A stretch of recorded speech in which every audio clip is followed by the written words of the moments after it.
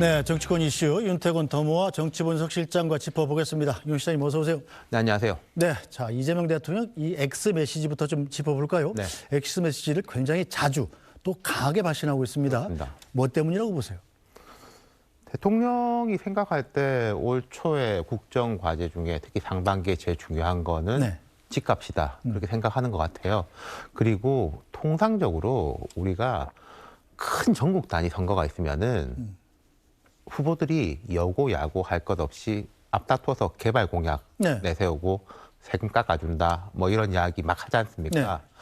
그리고 규제하는 거는 보통 선거 뒤로 미루지 않습니까? 그렇죠. 집값이 꿈틀거리기 마련이죠. 그러니까 대통령이 좀 선제적으로 나서야 되겠다. 그리고 저는 이제 그런 생각을 갖고 있는데 대통령의 지지율이라는 것은 저축이랑 비슷하거든요. 모아서 네. 쓰기 위해서 있는 겁니다. 만약 대통령이 지금도 이제 뭐 집 강력하게 잡겠다, 뭐 세금 올릴 수 있다 이러니까 꿈틀거리지 않습니까? 네.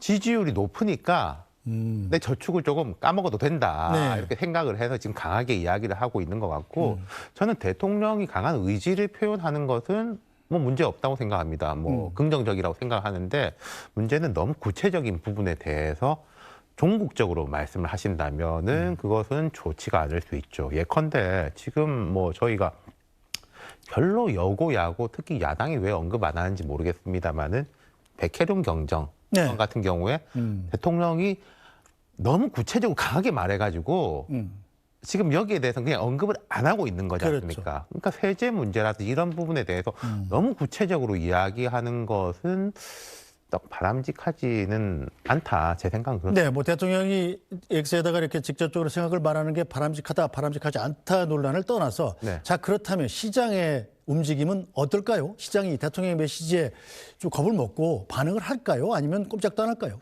저는 제가 이제 부동산 전문가가 아니니까 저도 이제 생활인으로서 네. 생각하는 바가 있지만은 거기에 대해서 제가 뭐 아주 구체적으로 말씀드리기는 어렵고 정치적으로 볼 때는 이런 건 있죠. 자, 대통령이 이제 뭐 뒤에 이게 곡해했다라고 야당을 비판했습니다마는 네. 시장에 이기는 정부가 없다 그런 이야기를 했지 않습니까? 지금 현재의 이 정부라고 한다면은 자 의석이 아주 많죠. 네. 거기다가 대통령 지지율도 높죠. 야당은 질이 멸렬하죠. 거기다가 뭐 어쨌든 전체 실물 경기는 좋지 않다고 하지만은 주식 시장도 상당히 올라서 뭐 오늘은 빠졌습니다만은 그러니까 대통령이 쓸 수 있는 가용 자산이 많다는 거죠. 또 아까 제가 말씀드린 지지율이라는 저축도 있기 때문에 조금 뭔가 반발이 있더라도 정책적인 수단을 투여할 수 있다. 이렇게는 보지 않을까 싶어요. 하지만 이제 뭐 관망을 좀 하겠죠. 그렇죠. 자, 그런데 조금 전에 이제 청와대가 양도세 중과 유예가 5월 9일 날 확실하게 끝난다. 그러니까 양도세가 중과되니까 그 전에 팔아라. 이렇게 네. 아예 못을 박아버렸어요. 네. 자, 이것은 원래 있던 유예를 해주던 거를 안 하겠다는 거니까 새로운 세금을 신설하는 건 아니지 않습니까? 그렇죠. 보유세를 건드리는 것도 아니고요. 네. 그런데 대통령이 얼마 전 엑스매치를 또 보면 파는 것보다 갖고 버티는 게 돈이 더 든다면 그렇게 할 수 있겠느냐 이런 말도 했어요. 자, 이것은 곧 보유세 인상을 시사한 것 아니냐 이렇게 해석되지 않습니까? 그거는 이제 다음 카드로 가지고 있겠죠. 네. 그리고 뭐 제가 이게 대통령 말을 하나하나 꼬투리 잡을 필요는 없습니다. 잡진 않겠습니다만은 토지 거래 허가제로 막 묶여 있지 않습니까? 네. 집을 팔려면은 누가 사야지 사고 파는 거지 않습니까? 네. 집을 사고 팔기가 되게 어렵게 돼 있잖아요. 그렇죠. 근데 팔으라고 하면은 물론 사고 팔기가 어렵지만은 막 가격을 엄청 낮춰서 급매물로 내놓으면은 팔리기가 팔리겠죠. 하지만 그런 식으로는 그 거래가 과연 추동이 잘 될 것인가 거기에 대해서는 조금 모르겠어요. 그러니까 물을 이렇게 뭔가를 이제 밀어붙이려면은 바깥에 뒷문을 열어놓고 물꼬를 터놓고 밀어붙여야지 물이 쫙 빠지는 거 아니겠습니까? 네.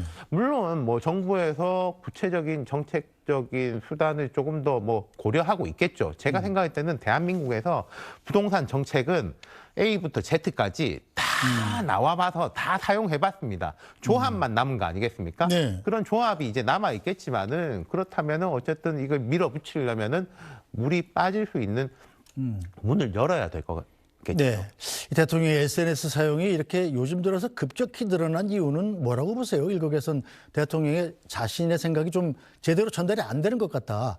관료와 정치권들에 대한 불만이 또 표시된 것 같다. 뭐 이런 해석도 하던데. 그런데 모든 대통령들은 사실 그런 불만을 갖고 있습니다. 뭐 인기가 좋은 대통령이든 인기가 없는 네. 대통령이든 일 잘하는 사람이든 못하는 사람이든 그런 불만을 갖고 있는데 그게 있다는 거죠. 앞서서 제가 말씀드렸다시피 지금 현재 이 정부가 누가 발목을 잡아가지고 못하겠다라고 할 때 누가 과연 있느냐. 네. 대통령이 야당 지적하고 언론 지적했습니다마는 뭐 야당과 언론의 힘이 그렇게 센가요? 최근에 미국에서 이제 관세를 15%에서 25%로 도로 이제 이 롤백 시키면서 네. 물론 미국 정부에서 미국 정부도 그렇고 한국 정부도 하는 이야기가 우리 국회에서 법안이 빨리 처리되지 않기 때문이다. 정부에 대한 이야기가라고 합니다마는 우리 국회에서 뭐 야당 힘이 그렇게 셉니까? 여당이 하고 싶은 법안은 혼자서 막 하잖아요. 네. 그러니까 지금 대통령이 답답한 건 제가 이해가 되는 면이 있지만은 이거를 뭔가 자꾸 남 탓하는 식으로 한다면은 부딪히겠죠. 네.